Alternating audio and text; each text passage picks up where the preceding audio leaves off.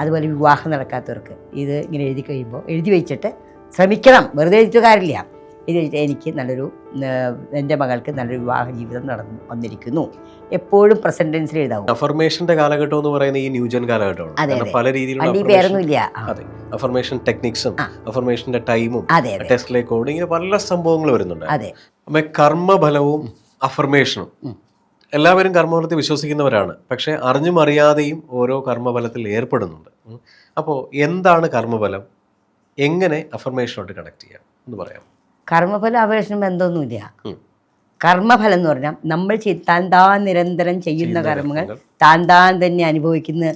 ഞാൻ പറഞ്ഞല്ല, വാത്മീകിയുടെ ഭാര്യ പറഞ്ഞ അല്ലെ, ഓർക്കണ്ടോ? വാത്മീകിയായി രൂപാന്തരപ്പെട്ടു, ഒരു രാക്ഷസനായിരുന്നു കാട്ടാളൻ വാത്മീകിയായിട്ട് മാറി. കാട്ടാളൻ ഇതുപോലെ ആൾക്കാരെ കൊന്നും പിടിച്ചും ഒക്കെ കൊണ്ടു കൊടുക്കുമായിരുന്നു വീട്ടില്. അപ്പോൾ അത് കഴിഞ്ഞപ്പോൾ സന്യാസിമാർ, സനൽകുമാരന്മാരാണ് തോന്നുന്നു, സന്യാസിമാർ വന്നപ്പം ആ സന്യാസിമാർ ചോദിച്ചു, നീ ചെയ്യുന്ന ഫലമാർക്കാ? ഞാൻ എൻ്റെ വീട്ടിൽ കൊണ്ടു കൊടുക്കല്ലേ, ഞാനൊന്നും കഴിയുന്നില്ലല്ലോ. ഭാര്യ ചോദിച്ചു, താൻ നിരന്തരം ചെയ്യുന്ന കർമ്മങ്ങൾ താൻ തന്നെ അനുഭവിച്ചു എന്ന് പറയും. അതുകൂടി അങ്ങേ തിരിച്ചു വന്നു ഞാൻ പറഞ്ഞു, എന്താ പറഞ്ഞു? ഇങ്ങനെ പറഞ്ഞു, എന്നൊരു കാര്യം ചെയ്യേ, രാമ കിട്ടില്ല പറയാമെന്ന് പറഞ്ഞു. ഞാൻ മരാന്ന് പറയാൻ പറഞ്ഞു, ആ മരം ഈ മരം, മരാന്ന് പറയാൻ പറഞ്ഞു. അങ്ങനെ പറഞ്ഞാണ് വാത്മീകി മഹർഷിയായി മാറിയത്. അപ്പോൾ അതിൻ്റെ അർത്ഥം എന്താണ്?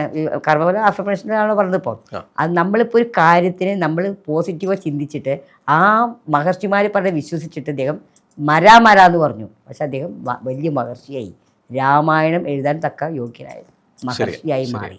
അപ്പോൾ അത് അഫർമേഷൻ അല്ലേ? അപ്പോൾ അതായത് ഞാൻ ചെയ്ത് തെറ്റാണ്, ഇനി ഞാൻ ചെയ്യണില്ല, അപ്പോൾ ഞാനിനി ഇദ്ദേഹം ഈ സന്യാസിമാർ പറഞ്ഞൊരു വാക്ക് ശ്രദ്ധിക്കുക എന്ന് പറഞ്ഞ് അതിൽ മാത്രം കോൺസെൻട്രേറ്റ് ചെയ്തു. ഇപ്പം നമ്മളായാലും ഇപ്പം നമുക്കൊരു കാര്യം ആവശ്യമുണ്ടെന്ന് കർമ്മഫലമാണ് പറഞ്ഞു വന്നത്. അപ്പോൾ നമ്മളിപ്പോൾ ഒരു ആവശ്യം നമുക്കുണ്ട്, ഇന്നിപ്പോൾ നമുക്കൊരു കാര്യം നടക്കണം, നടന്നേ പറ്റുള്ളൂ, അത് കിട്ടണം.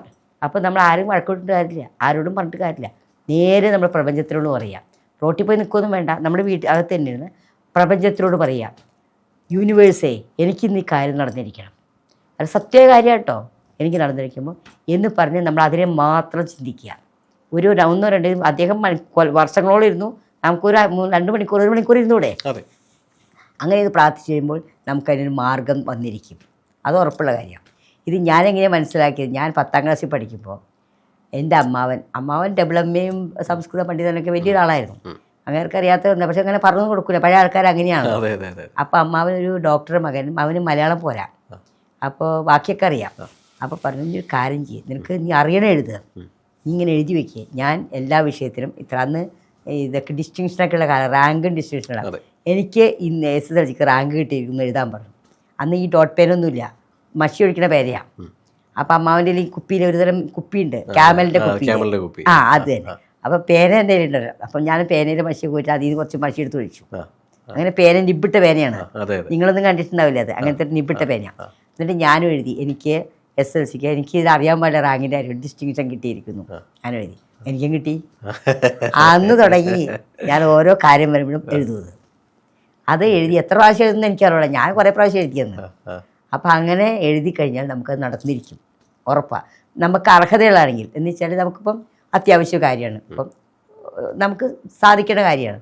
അപ്പോൾ അത് എഴുതി കഴിഞ്ഞാൽ നടന്നിരിക്കും. ഇപ്പം എക്സാമിനൊക്കെ പോണ പിള്ളേരോട് ഞാൻ പറയും, നിങ്ങൾ എഴുതുക, പഠിക്കണം, വെറുതെ എഴുതിയാൽ പോരാ, നിങ്ങൾ എഴുതി വയ്ക്കുക. ഒരു അമ്മയോട് പറയും, നിങ്ങൾ എൻ്റെ മകൾക്ക് ഇന്ന് കിട്ടി എഴുതി വയ്ക്കാൻ പറയും. അതുപോലെ വിവാഹം നടക്കാത്തവർക്ക് ഇത് ഇങ്ങനെ എഴുതി കഴിയുമ്പോൾ എഴുതി വെച്ചിട്ട് ശ്രമിക്കണം, വെറുതെ എഴുതിയിട്ട് കാര്യമില്ല. ഇത് വെച്ചിട്ട് എനിക്ക് എൻ്റെ മകൾക്ക് നല്ലൊരു വിവാഹ ജീവിതം നടന്നു വന്നിരിക്കുന്നു. എപ്പോഴും പ്രസന്റ് ടെൻസിൽ എഴുതാവും, പാസ്റ്റ് ടെൻസിലും ഫ്യൂച്ചറിലും. ഈ അഫർമേഷൻ പാസ്റ്റും ഫ്യൂച്ചറും പ്രസൻറ്റ് മാത്രമേ ഉള്ളൂ. ഇപ്പം ജീവിക്കുന്നു നമ്മൾ, കഴിഞ്ഞതെന്തോ നാളെ എന്തോ അതല്ല. അപ്പം അങ്ങനെ നമ്മൾ പ്രാർത്ഥിച്ചു കഴിയുമ്പോൾ ഈ നമ്മൾ പറയുന്ന വാക്കുകൾ പ്രപഞ്ചത്തിലേക്ക് കേൾക്കും. അത് റേക്കിനിയാണ് കേട്ടോ. ആ കേൾക്കുന്നത് പോസിറ്റീവായി നമ്മളിലേക്ക് വന്ന് ചേരും. അതിന് മാർഗങ്ങൾ ഭഗവാൻ തന്നെ നമുക്ക് കാണിച്ചു തരും. നമ്മൾ ഭഗവാനെ വിശ്വസിക്കുകയാണല്ലോ. അപ്പം ആരാണോ വിശ്വസിക്കുക, ഗുരുവായൂരപ്പൻ തന്നെ നമുക്ക് മാർഗങ്ങൾ കാണിച്ചു തരും. ഇപ്പം തന്നെ നമ്മൾ വിചാരിക്കുന്ന ആളെ, എനിക്കൊന്ന് ഗുരുവായൂർ പോയെങ്കിൽ എന്ന് വിചാരിച്ചാൽ നമുക്ക് എന്തെങ്കിലും മാർഗം ഉണ്ടായിരിക്കും. ഒന്ന് ഗുരുവായൂരപ്പൻ, എനിക്ക് ഗുരുവായൂരപ്പനൊന്ന് കാണണം, ഗുരുവായൂരപ്പനെ മനസ്സിൽ കണ്ടു കഴിയുമ്പോൾ നമുക്കതിന് മാർഗം ഉണ്ടായിരിക്കും പോകാനായിട്ട്. ഞാനും ഇതുപോലെ അമൃതയെ വർക്ക് ചെയ്യുമ്പോൾ അവിടെ അമൃതാനന്ദമയെ അമ്മയെ കാണണമെങ്കിൽ വലിയ പണിയാണ്, വലിയ VIPs കാണാൻ പറ്റുള്ളൂ. അപ്പം ഞാനൊരു ദിവസം ഓർത്തു, ദൈവം എനിക്ക് പോയി നിൽക്കാനും പറ്റില്ല, ഒന്ന് കാണണം, എന്താണെന്ന് അറിയണമല്ലോ എന്ന് വെച്ചാൽ ഞാൻ എൻ്റെ മൂത്ത മകനോട് പോയി കഴിഞ്ഞപ്പോൾ പറഞ്ഞു ഇപ്പോൾ ഇവിടെ കയറാൻ പറ്റില്ല, ഇവിടെയൊക്കെ കഴിഞ്ഞു, നമുക്ക് എന്താ നമ്മൾ വള്ളിക്കാവ് എത്തിയേക്കുക, വള്ളിക്കാവ് ദൂരമാണ് കൊല്ലത്താ, അപ്പോൾ കയറാൻ പറ്റില്ല എന്ന് പറഞ്ഞു. ഇതെന്താ സംഭവം എല്ലാവരും പറയുന്നുണ്ട്, നമുക്ക് അമ്മ നമുക്കറിയില്ലല്ലോ. അപ്പോൾ ഇതെന്താണെന്ന് കാണാനായിട്ട് പോയി. ഞാൻ എൻ്റെ ഒരു അമ്മയുടെ അമ്മാവൻ സന്യാസി ഉണ്ടായിരുന്നു, അങ്ങനെ ഇങ്ങനെയൊന്നും ആൾക്കാരൊന്നുമില്ല, പക്ഷേ പുള്ളി പറഞ്ഞൊക്കെ നടക്കാറുണ്ട്, ഭയങ്കര അങ്ങനെ പ്രശസ്തിയൊന്നുമില്ല. അപ്പോൾ അങ്ങനെ ചെന്ന് കഴിഞ്ഞപ്പോൾ അപ്പോൾ ഇവൻ പറഞ്ഞു ഇനിയിപ്പോൾ എന്ത് ചെയ്യും അമ്മയെ നമ്മൾ ചോദിച്ചു, കൊച്ചാണെന്ന്.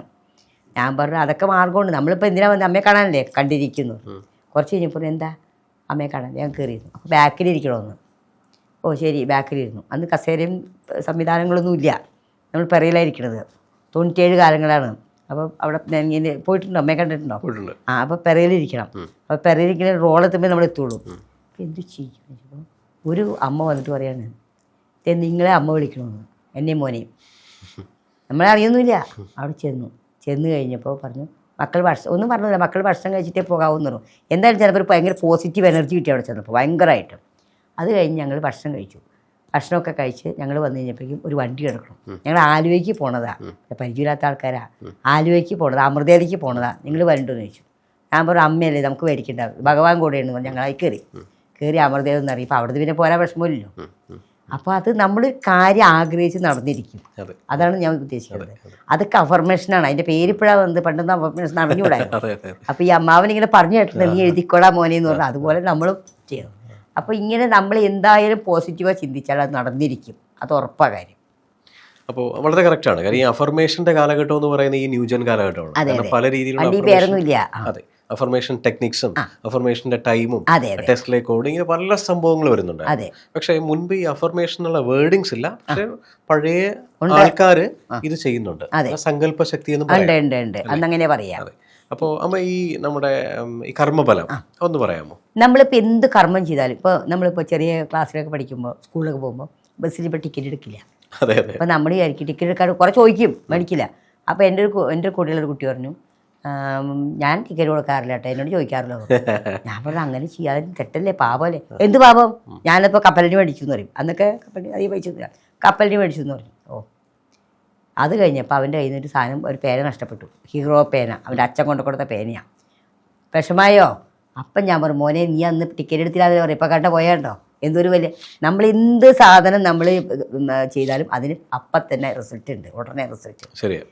ഇപ്പോൾ നമ്മൾ ഒരാളെ പറ്റി മനസ്സിൽ ഒരിക്കലും ദൂഷിപ്പിക്കരുത്. ആളെ എന്തോ ആയിക്കോട്ടെ, നമുക്കറിയേണ്ട ആവശ്യമില്ല. ആൾ ഓരോരുത്തർക്കും ഓരോ വ്യക്തിത്വമുണ്ട്, ഓരോരുത്തർ ഓരോ തരത്തിലാണ്. അവർ എങ്ങനെ ആയിക്കോട്ടെ, നമ്മൾ അവരെ പറ്റി അന്വേഷിക്കേണ്ട കാര്യം, നമ്മൾ നമ്മുടെ കാര്യം നോക്കുക. നമുക്ക് ബുദ്ധിമുട്ട് വരുന്ന കാര്യം മാത്രം നമ്മൾ മാറ്റിയാൽ മതി. ഇപ്പോൾ പറയൂ എന്തൊരു പഠിപ്പാ, അങ്ങനെ പറയാൻ പാടില്ല ഒരിക്കലും. അപ്പോൾ നമ്മൾ ചെറിയ പിള്ളേരെ നമുക്കറിയില്ല, അപ്പോൾ പഠിപ്പിച്ചിട്ട് അങ്ങനെയൊക്കെ പറയുകയൊക്കെ ചെയ്യും. പക്ഷേ അങ്ങനെയൊക്കെ പറഞ്ഞു കഴിയുമ്പോൾ ഈ പറഞ്ഞ ആൾക്ക് എഴുതാൻ കിട്ടില്ല. കർമ്മഫലം എന്ന് പറഞ്ഞതാണ്. ഇപ്പോൾ ഒരാളെ നമ്മൾ മാനസികമായിട്ടോ ശാരീരികമായിട്ടോ 3 തരത്തിലാണ് പാപങ്ങൾ ചെയ്യുന്നത്. 2, 5, 10. 2 എന്ന് പറഞ്ഞാൽ വാക്കുകൊണ്ട് വിഷമിപ്പിക്കുക, അത് ഭയങ്കര വേദനയാണ്. വാക്കുകൊണ്ട് ഒരാൾ വേദനിപ്പിക്കുന്നത് ഭയങ്കര വേദനയാണ്. അടിച്ചാലും മാറും, വായ കൊണ്ട് മറിച്ചാൽ മറക്കില്ല എന്ന് പറയുന്നത്. പിന്നെ 5 നമ്മൾ കർമ്മം കൊണ്ട് ചെയ്യാം, മാനസികമായിട്ട് ഉപദ്രവിക്കുക. 10 എന്ന് പറഞ്ഞാൽ കർമ്മം കൊണ്ട് അടിക്കുക പിടിക്കുകയൊക്കെ ചെയ്യാം. ഇതല്ലാതെ ഇപ്പോൾ നെഗറ്റീവായിട്ടും ചെയ്യുന്നവരുണ്ട്, ഈ ബാക്ക് മാജിക്കും ഒക്കെ ചെയ്യുന്നുണ്ട്. ഇതൊക്കെ ചെയ്യുന്നത് ഇതാക്കിയപ്പോൾ ഞങ്ങൾ ജയിച്ചു വിട്ടോ തുടങ്ങി. പക്ഷെ തിരിച്ച് ഇതിൻ്റെ ഡബിളായിട്ട് നമുക്ക് വരും. അതായത് ബൂമറാങ്ക് പോലെയാണ് വരിക. എന്താണോ നമ്മൾ കൊടുത്തത് അതേ തിരിച്ചു വരും. അതൊക്കെ പ്രപഞ്ചോടെ ചെയ്യണം, നമ്മളാരും അല്ലേ ചെയ്യണത്. നമ്മൾ ആർക്ക് നല്ലത് ചെയ്താലും നമുക്ക് തിരിച്ചു കിട്ടും. ഇപ്പോൾ നമ്മൾ ഒരാളെ സഹായിച്ചു എന്നായിരിക്കും, അവർ നമ്മളെ കണ്ടാൽ വേണ്ടല്ല, വേണ്ട വേറൊരാൾ സഹായിക്കാൻ വരും, വേറൊരാൾ വഴി നമ്മളെ സഹായിക്കാൻ. നല്ലൊരു മിണ്ടി വേണ്ട നമുക്ക് വേറെ ആൾ. പക്ഷെ അങ്ങനെ ചിന്തിക്കാനുള്ള കഴിവ് ഇന്നത്തെ ആൾക്കാർക്ക് ഇല്ല. എന്നാലും ഞാൻ ചെയ്തിട്ടാണ് മിണ്ടിയോ, കണ്ടോ എന്ത് കഷ്ടമാണ് ചെയ്തത് അല്ലേ, എന്നാൽ അവരങ്ങനെ പോട്ടെ, അതൊന്നും പറയാൻ പാടില്ല ഒരിക്കലും. അപ്പോൾ നമ്മളെ സഹായിക്കാൻ വേറെ ആളുണ്ടാവും, കൊടുത്താൽ കൊല്ലത്ത് കിട്ടുന്നില്ലേ പറയാം. അതാണ് അതിൻ്റെ കഥ. എന്തായാലും ഈ പറയുന്ന കർമ്മഫലം വളരെ വലുതാണ്. അനുഭവിച്ചേ തരുള്ളൂ. കർമ്മഫലം നമ്മൾ എന്ത് ചെയ്യുന്നോ നമ്മുടെ മരണശേഷം നമ്മൾ എത്തുന്ന തലങ്ങൾ അതനുസരിച്ചിരിക്കുമെന്നാണ് എല്ലാവരും പറയുന്നത്. വളരെ വ്യക്തമായിട്ട് അത് ലോസ് ഓഫ് സ്പിരിറ്റുകളിനകത്ത് പ്രതിപാദിച്ചിട്ടുണ്ട്. അപ്പോൾ നല്ലത് മാത്രം ചെയ്യട്ടെ. നന്ദി, നമസ്കാരം.